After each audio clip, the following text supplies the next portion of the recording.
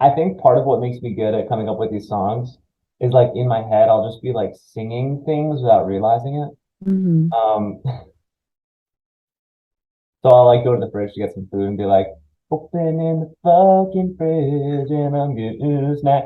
And like that's just happening without me realizing it. So if I can Yeah. like keep an ear out for that and be like, most of them are terrible. And then like someone's like, wait, that could be kind of funny. Yeah. Mm. Most of the time I'm just like doing something on autopilot, whether it's like showering, driving, taking a walk, going for a run, and something just like the gears are turning. It's that weird thing, like creative process, I feel like is always it always happens most freely when um yeah, you're using like 10% of your brain to like do something normal. It's just, Hmm. it's like the idea of, the whole like getting an idea in the shower. It really does work that way. And I feel like things are just happen when I don't try too hard. Yeah. Maybe like I got advice from my songwriting teacher in college that was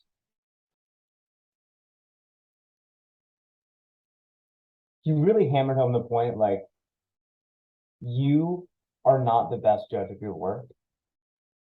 And not just like, hey, don't judge your work because like that's not serving you. It's like literally you have no concept of what is good or bad that you're making. And you Hmm. shouldn't be motivated to like scrap something or put all your eggs in this basket based on your judgment of what you're doing. You Hmm. really don't know, and that's not your job. Like leave that to people who judge things for a living. That's fine. But putting my stuff out on the internet has been a real lesson in that because I never know what's gonna hit. And sometimes Yeah. I'm like, oh, I love this. People are gonna love it. And it's like, and Mm. not to say that like the judgments of the aggregate are always the most valid. Sometimes there are things that I just need to do for me, and I know they're good, and I know they're not going to resonate with anyone, and that's totally valid too. But it really is just a practice in letting, loosening your grip on whatever you think about the quality of something, and really just, devoting yourself instead the process and waking up again and doing it again because that's the life. Hmm. There's a tendency to like whatever emotional state that you feel is most authentic to you to get attached to and be like, that's the truth. That like whatever I felt in like the midst of screaming or crying or like laughing hysterically, like that's the point of life and like that's what I got to get to and like that's what I got to make people feel. I really love Whitmer Thomas. He's hilarious.